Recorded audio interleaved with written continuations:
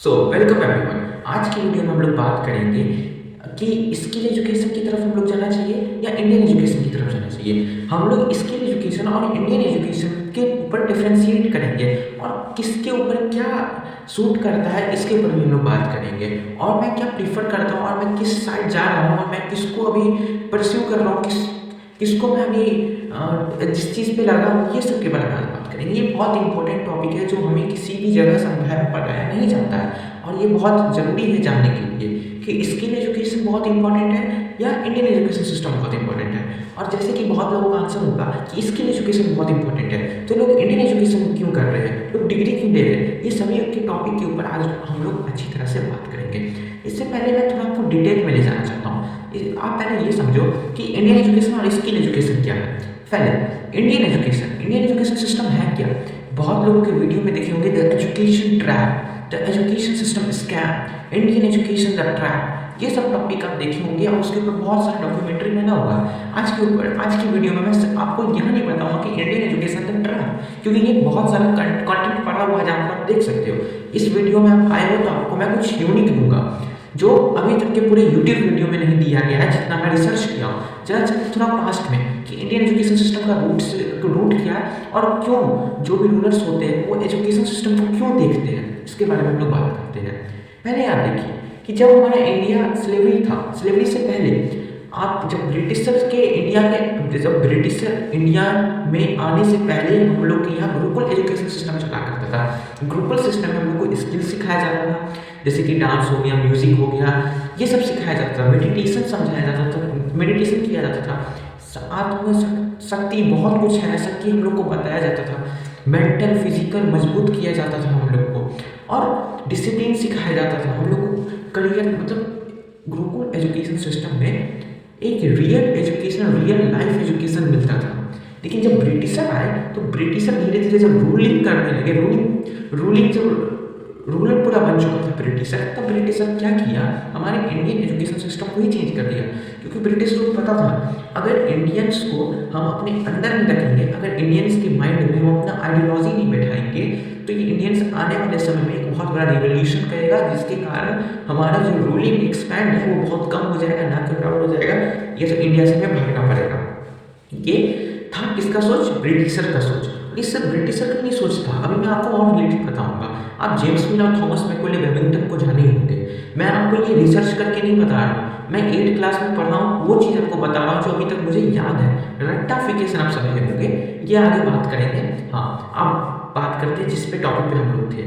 तो क्या हुआ, ब्रिटिशर जो थे वो आए और इंडियन एजुकेशन सिस्टम को चेंज कर दिया। ब्रिटिशर समझता था कि अगर हम आने वाले जो अपकमिंग जनरेशन है इंडिया में, ये लोगों का माइंडसेट ही चेंज कर दे, ये लोगों का थॉट प्रोसेस ही अपने अकॉर्डिंग हम लोग चेंज कर दे तो बहुत अच्छा रहेगा, और हम जो है बहुत अच्छी तरह से ग्रो करेंगे और इंडिया में पूरी तरह से रूल कर लेंगे। तो इसी तरह से हम ब्रिटिशर्स थे वो इंडियन एजुकेशन सिस्टम को बदल दिए। बहुत सारे चेयरमैन सबको, बहुत सारे लोगों को बैठाए इंडियन एजुकेशन सिस्टम को चेक करने के लिए, वो लोग ब्रिटिशर ही थे। तो इसी तरह से बहुत सारे रिवोल्यूशनरी भी थे हमारे कंट्री में जो इंडियन एजुकेशन सिस्टम को सपोर्ट ना करके उल्टा ब्रिटिशर के दिए हुए एजुकेशन सिस्टम को सपोर्ट करते थे, लाइक राजा राम मोहन रॉय। मैं आपको हिस्ट्री नहीं पढ़ा रहा हूँ, मैं आपको थोड़ा रिलेट कर रहा हूँ। अगर नहीं भी समझ आ रहा होगा तो कोई बात नहीं, आते हैं मेन टॉपिक में हम लोग, थोड़ा वेट करिए, पहले ये समझ जाएंगे। तो थॉमस मैकॉले वेलिंगटन और जेम्स मिल का नाम सुने ही होंगे। तो ये थॉमस मैकॉले वेलिंगटन 1835, अगर मैं गलत नहीं हूँ गूगल पे सर्च कर लीजिएगा, 1835 को मैकॉले मिनट्स, ये वीडियो बिल्कुल स्क्रिप्टेड नहीं है। जैसे मैं बोलना चाह रहा हूँ, जिस तरह से मेरे भावना में आ रहा है उस तरह से मैं आपको समझा रहा हूँ। 1835 में Macaulay minutes Thomas Macaulay Wellington ने आया था। उस 1835 मैकॉले मिनट्स में Thomas Macaulay Wellington English education को इम्प्लीमेंट किया था हमारे इंडिया में, और यही एक सबसे बड़ा ड्रॉबैक्स आ चुका था हमारे इंडियन एजुकेशन सिस्टम में। और यहाँ पर हमारे इंडियन एजुकेशन सिस्टम में एक बहुत बड़ा लूपहोल आ गया। वो क्या था वो आगे पता चलता है। तो इस इंडियन एजुकेशन सिस्टम को जब अपडेट किया गया, update in the sense britisher की आइडियोलॉजी को पढ़ाने लग गया कि अब ब्रिटिशर का जो भी ब्रिटिशर पढ़ाएगा इंडियंस को, वो इंडियंस को पढ़ना पड़ेगा। और गुरुकुल सिस्टम को पूरा बंद कर दिया, पूरा का पूरा बंद कर दिया। और जितने भी गुरुकुल एजुकेटर्स होते हैं उन लोगों को भी ब्रिटिशर के द्वारा जो बोलते थे पढ़ाने के लिए, वो ब्रिटिशर के कहने पे उन गुरुकुल एजुकेटर को भी पढ़ाना पड़ता था। तो ये था कुछ। तब जेम्स मिल भी इससे राय हो गया, और हमारे रिवोल्यूशनरी में हमारे इंडिया में जो सती प्रथा को बंद कराई थी राजा राम मोहन रॉय 1829 या 1929, शायद इसी में 1829 मेरे ख्याल से सती सिस्टम बंद किया गया था राजा राम मोहन रॉय, तो इस मैकुले मिनट्स को सपोर्ट किए। अब ये था हिस्ट्री। अब इसका कारण आप जान लो कि ब्रिटिश एजुकेशन सिस्टम क्यों लाया। ब्रिटिश एजुकेशन सिस्टम इसलिए लाया कि हम इंडियंस को जो बोलेंगे इंडियंस वो करेगा। उस एजुकेशन सिस्टम में ब्रिटिशर की आइडियोलॉजी को पढ़ाया जाता है। अगर थोड़ा आप भी अभी रिलेट करोगे तो मैं अभी जितना हिस्ट्री आपके सामने बताया हूँ ये सारा हिस्ट्री ब्रिटिशर का ही है। यानी कि मैं कुछ अच्छा सीखा नहीं हूँ हिस्ट्री पढ़कर, लेकिन ब्रिटिशर का एक एक नाम एक एक डेट मेरे को याद है। इसका कारण क्या है? इसका कारण यही है कि मैं लाइफ में कुछ अभी तक सीख नहीं पाया। इसलिए नहीं सीख पाया कि मैं एजुकेशन सिस्टम को फॉलो कर रहा था। अभी भी आप रुकिए, अभी मैं आपको बताता हूँ आगे। ये सब ब्रिटिशर का ही नहीं है। अगर आप 9th में हिस्ट्री पढ़े होंगे तो जर्मनी के बारे में भी आप पढ़े होंगे। किस तरह से जब हिटलर रूलिंग पार्टी बन चुका था और इलेक्शन सब कुछ बंद कर चुका था, तब हिटलर क्या किया था, वो एजुकेशन सिस्टम को ही चेंज कर दिया जर्मनी में, और एजुकेशन सिस्टम को चेंज करके एजुकेशन में एक नया इम्पैक्ट कर दिया। वो क्या था, अपने आइडियोलॉजी को फैलाने लगा, हर बच्चों को अपने आइडियोलॉजी को पढ़ाने लगा। बोलता था कि देखो और पढ़ो मेरा आइडियोलॉजी। जो ज्यूज जो लोग होते थे उनको प्रोसिक्यूट करने का और उनसे अलग होने का, उनसे डिस्क्रिमिनेशन करने का भी आइडियोलॉजी पढ़ाया जाता था। और बहुत प्रोसिक्यूशन वाला बहुत अलग तरीका का एजुकेशन सिस्टम बदल चुका था। इस तरह से एजुकेशन सिस्टम बदल चुका था कि दंगा ही दंगा जर्मनी में हुआ करता था। तो यानी कि मैं आपको इस हिस्ट्री का एक समरी इसलिए मैं दिया हूँ, इससे आप यह समझ सको कि जब भी कोई चाहता है कि एक पूरे स्टेट में, पूरे कंट्री में मैं रूल करूँ, तो उस कंट्री के एजुकेशन सिस्टम को चेंज करना बहुत ज़्यादा इंपॉर्टेंट है। लाइक अभी मैं एग्जाम्पल लेता हूँ। समझो कि आप मैं इंडिया में रूल करना चाहता हूँ, पूरे इंडिया में मैं रूल करना चाहता हूँ। तो पता है जब मैं रूल करने लगूंगा तब मैं अपना भला ही देखूंगा। मैं अपना भला इसलिए देखूंगा कि अब मैं कुछ करता हूँ कि आने वाले समय में कोई मेरे अगेंस्ट ना खड़े हो। तो मैं दो चीज़ करूँगा। पहला चीज़ क्या करूँगा, मैं लोगों को डराऊंगा, धमकाऊंगा, कुछ लोगों को प्रॉफिट दिखाऊंगा, कुछ लोगों को बेनिफिट्स दिखाऊंगा, कुछ लोगों को प्रोसिक्यूट करूंगा, मिनिमम। और सबसे इंपॉर्टेंट चीज़ एजुकेशन सिस्टम को चेंज करूंगा। मैं अपने आइडियोलॉजी को बोलूंगा कि मेरे आइडियोलॉजी को एजुकेशन सिस्टम में डाला जाए और बच्चों को पढ़ाया जाए, बाकी का जो भी है उसको डिलीट किया जाए, हटाया जाए। तो ये एजुकेशन सिस्टम का कारण, ये सबसे बड़ा एक ऐसा कारण है जिसको बच्चा पढ़ के हमेशा एक जेल में रहता है। अब आते हैं कि क्या हमें करना चाहिए। तो इंडियन एजुकेशन सिस्टम हमें एक ही आइडिया देता है नौकरी करने के लिए। ब्रिटिशर्स जब इंडियन एजुकेशन सिस्टम लाए थे तो उस इंडियन एजुकेशन सिस्टम का सिर्फ एक ही कारण था कि ये जो इंडियंस हैं वो इस एजुकेशन सिस्टम को पढ़े लिखे और उसके बाद ये मेरे बारे में ब्रिटिशर के लॉ एंड पॉलिसी के बारे में जाने एंड देन ब्रिटिशर के लिए ये नौकरी करें, पर काम करें। और ये IAS IPS इंडिया में कैसे आया, ये ब्रिटिशर का ही देन है।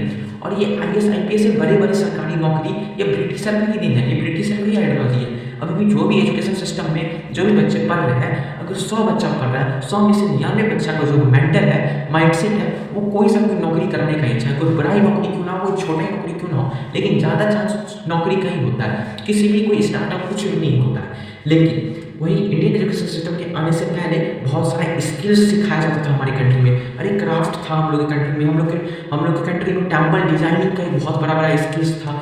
मतलब हमारे इंडिया के जो हमारा इंडिया कंट्री है उसमें स्किल्स का कमी नहीं हुआ करता था, हर एक बच्चा स्किलफुल हुआ करता था। लेकिन जब से ब्रिटिशर आया हमारे इंडिया में तब से हर एक बच्चे से स्किल छीना गया और उस दिन से स्किल बच्चों को सिखाना बंद कर दिया और उसके माथा में सिर्फ यही बैठा दिया कि पढ़ो लिखो नौकरी करो, सरकार के लिए काम करो। उस समय सरकार ब्रिटिश हुआ करती थी इंडिया में, अब सरकार समझ रहे हो, ठीक है। तो अब क्या होगा, तो मैं इसका प्रॉब्लम बताऊं क्या सल्यूशन नहीं बताऊं क्या, सबकी तरफ प्रॉब्लम बता कर वीडियो बंद कर चल जाऊं? जी बिल्कुल नहीं, मैं सल्यूशन भी बताऊंगा। तो अब इसका सल्यूशन क्या होगा, गवर्नमेंट को इनिशिएटिव लेना होगा, ये पूरे एजुकेशन सिस्टम को चेंज करना होगा अगर गवर्नमेंट हमारा भला चाहती है तो।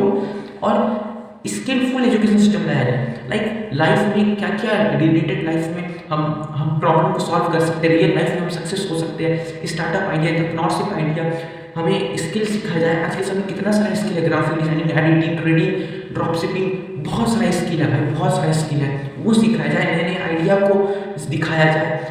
एक मतलब बहुत अच्छा सा क्वेश्चन सोचने का मतलब लर्निंग स्किल चेंज किया जाए, सब कुछ स्किल सिखाया जाए हमें, ठीक है। अब एजुकेशन को चलना चाहिए स्किल्स की तरफ। अब मैं आपको थोड़ा डिफ्रेंशिएट कर देता हूँ। समझिए, आप एजुकेशन की तरफ जाते हो, ठीक है, आप पढ़ते हो लिखते हो, 20 साल 25 साल पढ़ते हो, ठीक है।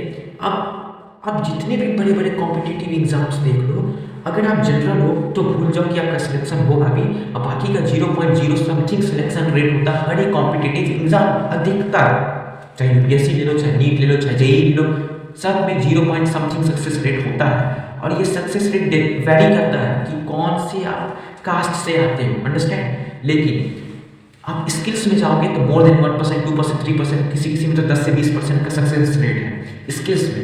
अब ये जॉब तो ना होगा आपका, 25 साल की उम्र में आप जॉब के लिए जाते हो और पता चला कि क्या ये तो जॉब ही खत्म है, तो जॉब नहीं होता तो आपका एज, टाइम, वे, एनर्जी सब कुछ वेस्ट चले जाता है। उसके बाद रिस्क टेकिंग एबिलिटी भी खत्म हो जाता है। उसके बाद आप बहुत से छोटा नौकरी के लिए सर्च करते हो। एग्जाम्पल के लिए बताओ तो पीएचडी होल्डर्स जो हमारे कंट्री में जो डॉक्टर्स का दर्जा दिया जाता है, उनके नाम के आगे डॉक्टर्स लिखा जाता है, वो भी एक प्यून के नौकरी के लिए ढूंढ रहे हैं, 8,000 10,000 की नौकरी के लिए घूम रहे हैं।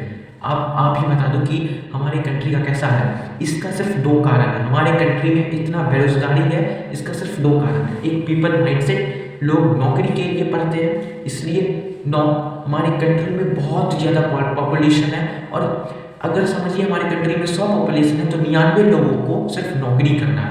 तो यानी कि जो एक लोग है उसको नौकरी देने वाला बनना होगा, तभी 99 लोगों को नौकरी दे सकता है, नौकरी पर रख सकता है।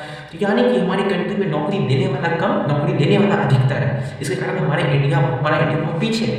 अब ये पब्लिक का माइंडसेट क्यों है? क्योंकि गवर्नमेंट के कारण, गवर्नमेंट एक इनिशिएटिव लेता ही नहीं है, गवर्नमेंट अवेयरनेस फैलाता ही नहीं है, और बहुत सारा कारण है इसके पीछे। तो गवर्नमेंट सबसे मेजर रोल प्ले करता है इस ड्रॉबैक्स में। तो इंडियन एजुकेशन सिस्टम जो है हमारा, वो एक बहुत बड़ा स्कैम है, जहाँ पर पैसा लिया जाता है पूरे अच्छे तरह से। बच्चों को प्राइवेट स्कूल में पढ़ाना, नौकरी सरकारी कराना। एक कहावत है, सरकारी नौकरी और छोकरी। अब ये सबसे दूर रहो। आपको क्या करना चाहिए? आपको स्किल सीखना चाहिए। जैसे कि मैं 9th ड्रॉप आउट, ठीक है, तो स्किल सीखना चाहिए। भले ही मैं अभी स्कूल में हूँ लेकिन जाता नहीं हूँ, स्किल्स पे काम कर रहा हूँ। 1 साल से ज़्यादा का एक्सपीरियंस है, मैं स्किल पे काम कर रहा हूँ। और मैं ये नहीं बोल रहा हूँ कि मैं हाँ सक्सेसफुल बन चुका हूँ। वैसे ही आप भी स्किल पे काम करो, एजुकेशन से दूर हो जाओ, या तो एजुकेशन को साइड सोर्स रखो और अपनी स्किल को अच्छे तरह से काम करते रहो, स्किल पे अच्छे तरह से काम करते रहो। क्योंकि आने वाले 10-20 साल के बाद नौकरी नहीं बचेगा, जिसके पास नौकरी होगा उसके हाथ से भी नौकरी चले जाएगा। इसलिए स्किल पे काम करो और अपने आप को एक अच्छे लेवल पे ले जाओ, ठीक है। अब आपको क्या करना होगा? चलिए let's differentiate between skills and education system. Education system में आपको डिग्री लेना होगा, थ्योरी नॉलेज लेना होगा, लेकिन वही स्किल्स में आपको प्रैक्टिकल नॉलेज मिलता है। हम लोग को और क्या मिलता है? आप देख सकते हैं कि हमें जो है एकेडमिक लर्निंग मिलता है इंडियन एजुकेशन सिस्टम में। वही स्किल एजुकेशन सिस्टम में प्रैक्टिकल लर्निंग मिलता है। Practical learning in the sense real life learning मिलता है। और इंडियन एजुकेशन सिस्टम को पढ़ते हैं तो जॉब लेने के माइंडसेट से लोग बहुत ज़्यादा पढ़ते हैं और जॉब बहुत कम है। वही स्किल एजुकेशन सिस्टम में लोग एंटरप्रेन्योरशिप करते हैं, बिजनेस करते हैं, स्टार्टअप करते हैं, मिनिमम। इंडियन एजुकेशन सिस्टम में जॉब हो जाने के बाद लिमिटेड मनी मिलता है, लिमिटेड सैलरी मिलता है। स्किल एजुकेशन सिस्टम में अनलिमिटेड मनी। और इंडियन एजुकेशन सिस्टम में फ्रीडम नहीं मिलता है, वही स्किल एजुकेशन सिस्टम में फ्रीडम मिलता है। इंडियन एजुकेशन सिस्टम में हमें टाइम नहीं मिलता है, बट स्किल एजुकेशन सिस्टम में टाइम ही टाइम है। इंडियन एजुकेशन सिस्टम में बॉस के अंदर काम करना पड़ता है, इंडियन एजुकेशन सिस्टम में किसी और के लिए काम करना पड़ता है। लेकिन वही प्रैक्टिकल नॉलेज जो स्किल एजुकेशन सिस्टम है वो खुद पे काम किया जाता है। तो आशा करता हूँ आपको ये वीडियो इन्फॉर्मेटिव लगी होगी और कुछ सीखे होंगे। थोड़ा हिस्ट्री से स्टार्ट कर दिया, बोरिंग लग गया होगा मैं जानता हूँ, लेकिन समझना पड़ता है थ्योरी को इसलिए समझना पड़ता है क्योंकि अगर आपको प्रैक्टिकल सीखना है तो कहीं ना कहीं थ्योरी बेस्ड कुछ आना चाहिए। मैं इंडियन एजुकेशन सिस्टम की थ्योरी का बात नहीं कर रहा हूँ, मैं दूसरी थ्योरी का बात कर रहा हूँ। और मैं हिस्ट्री इसलिए स्टार्ट किया शुरुआत में, या थोड़ा फिर से समझ जाओ जितने भी रूलर्स आए हैं बाहर देश से या रूलिंग करने के लिए, वो इंडियन एजुकेशन सिस्टम को बहुत ज़्यादा फोकस बना के रखे कि इसको चेंज करना है। जैसे कि इंडिया में हुआ, जैसे कि जर्मनी में हुआ, जैसे कि रसिया में हुआ। तो इसी तरह से ये कुछ पॉइंट्स हैं जिसको समझना पड़ता है और अवेयरनेस फैलाना चाहिए हम लोगों को स्किल एजुकेशन रिलेटेड, अंडरस्टैंड। और मैं आपको फ्री में एडवाइस नहीं दे रहा हूँ, ये मेरा कंटेंट क्रिएशन में भी हेल्प कर रहा है, ठीक है। नाउ एट द एंड में यही कहना चाहता हूँ कि लोगों को लगता है बिज़नेस करने के लिए बहुत ज़्यादा इन्वेस्टमेंट लगता है।